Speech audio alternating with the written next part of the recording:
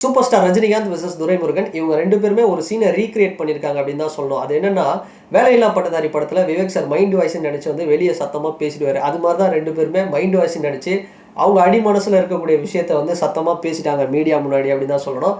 So இந்த விஷயத்தோட contact என்ன அப்படின்னு பார்த்தோம்னா, கலைஞர் எனும் தாய் அப்படின்னு வந்து ஒரு நூல் வெளியீட்டு விழா இப்போ ரீசெண்டாக வந்து நடந்தது. ஸோ இந்த விழா தான் முத்தமிழ் விழா அப்படின்னு வந்து நடந்திருக்கு. இதுக்கு வந்து ரஜினிகாந்த் அவர்கள் வந்து சீஃப் கெஸ்ட்டாக வந்திருந்தாரு. ஜென்ரலாக ரஜினிகாந்த் அவர்கள் வந்து பார்த்தோம் அப்படின்னா, இந்தியாவில் எங்கே நடந்தாலும் அவர் வந்து ஒரு ஆல் இண்டியா ஃபிகர் அப்படின்னு தான் சொல்லணும். இந்தியாவில் எங்கே வந்து ஒரு ஃபங்க்ஷன் நடந்தாலும், குறிப்பாக வந்து அரசியல் சார்ந்து, சினிமா சார்ந்து எந்த விஷயம் நடந்தாலும் அவரை வந்து ஒரு சீஃப் கெஸ்ட்டாக வந்து இன்வைட் பண்ணுவாங்க. ஸோ அந்தளவுக்கு அவருடைய ஃபேம் அப்படிங்கிறது பெரிய அளவில் இருக்குது.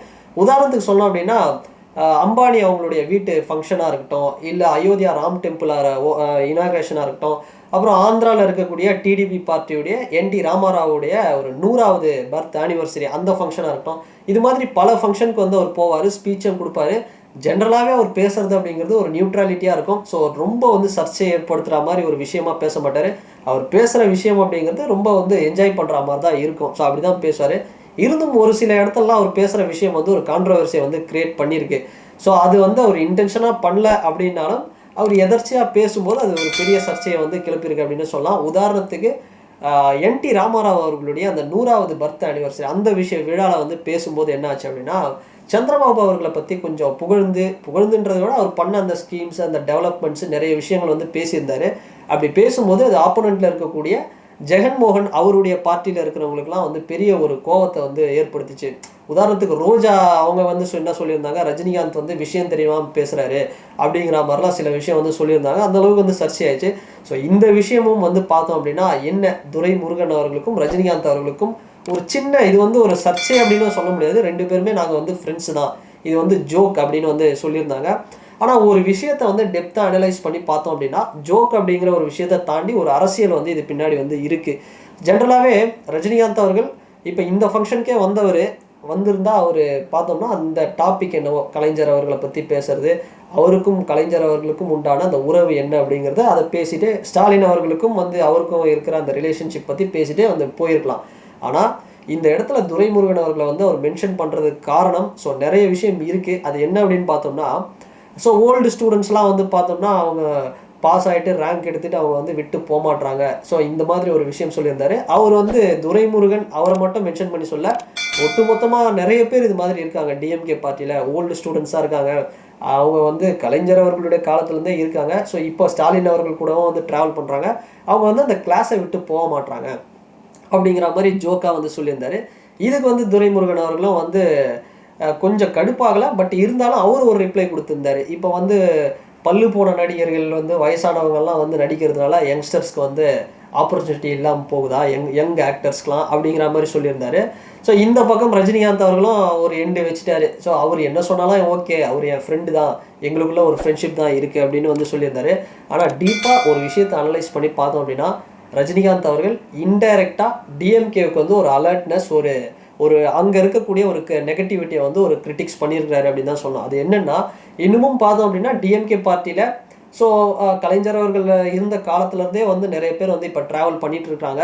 ஸோ இதனால் ஒருவேளை ஒரு சீனியர் பொலிட்டீஷியன்ஸ்க்கு ஒரு டாமினேஷன் வந்து பண்ணுறதுனால நிறைய யங்ஸ்டர்ஸ்க்கு வந்து வாய்ப்பு கிடைக்காம போகுதோ அப்படிங்கிற மாதிரி கூட அவர் சொல்லியிருக்கலாம்.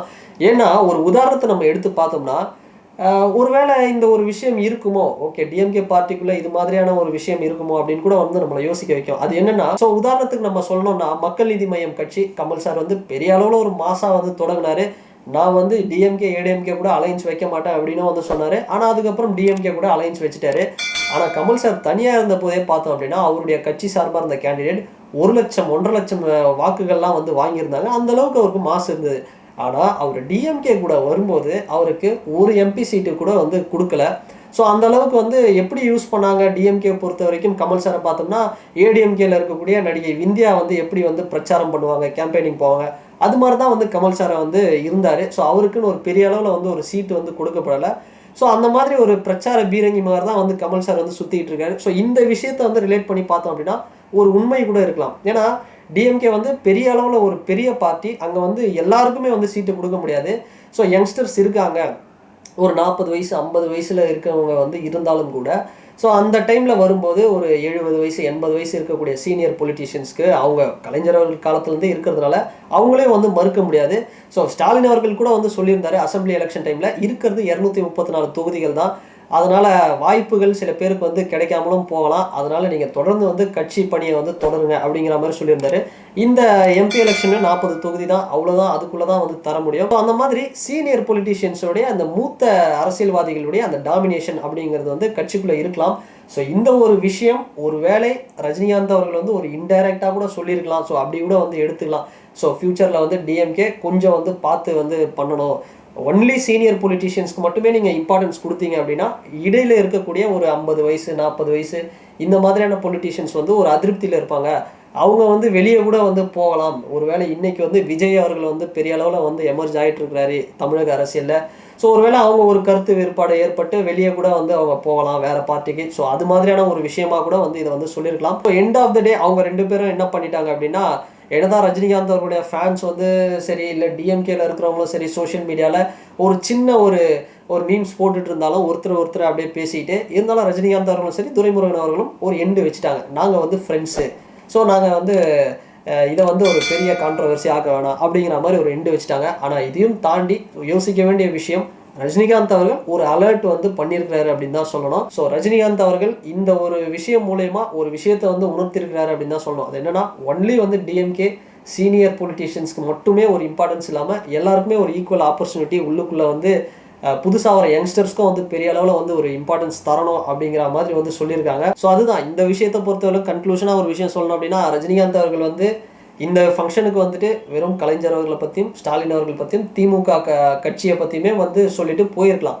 ஆனால் அவர் துரைமுருகன் அவர்களை மென்ஷன் பண்ணதும், ஸோ ஓல்டு ஸ்டூடெண்ட்ஸ்னு நிறைய பொலிட்டீஷியன்ஸை வந்து அவர் மென்ஷன் பண்ணதும் வந்து பார்த்தோம் அப்படின்னா, அவர் வந்து வெறும் இப்படி மட்டும் இல்லை, ஏதோ ஒரு சில விஷயத்த வந்து பெரிய அளவில் நம்ம வந்து ஷேர் பண்ண வேணாம், ஏன்னா பெரிய அளவில் அது ஓப்பனாக சொன்னோம் அப்படின்னா அது பெரிய சர்ச்சையாகும். ஸோ ஒரு இன்டைரக்டாக ஒரு விஷயத்த சொல்லுவோம் அப்படிங்கிற மாதிரி சொல்லிட்டு போயிருக்காரு. ஸோ அது மாதிரி டிஎம்கே பார்ட்டிக்கு 2026 எலெக்ஷன்ஸ்க்கு முன்னாடி ஒரு சில விஷயம் இன்டைரக்டாக ரஜினிகாந்த் அவர்கள் வந்து அவருடைய ஒப்பீனியனை சொல்லியிருக்கிறாரு அப்படின்னு தான் இந்த விஷயத்தை வந்து எடுத்து பார்த்துக்கணும். அண்ட் இந்த வீடியோ பற்றின உங்களுடைய கருத்து என்ன அப்படிங்கிறத இந்த கமெண்ட் செக்ஷனில் பதிவிடுங்க. அண்ட் இந்த வீடியோ உங்களுக்கு பிடிச்சிருந்ததுன்னா லைக் பண்ணுங்கள், ஷேர் பண்ணுங்கள், கமெண்ட் பண்ணுங்கள், சப்ஸ்கிரைப் பண்ணுங்கள். அண்ட் வேற ஒரு வீடியோவில் வேற ஒரு கண்டென்ட்டில் நான் உங்களை பார்க்குறேன். பாய்.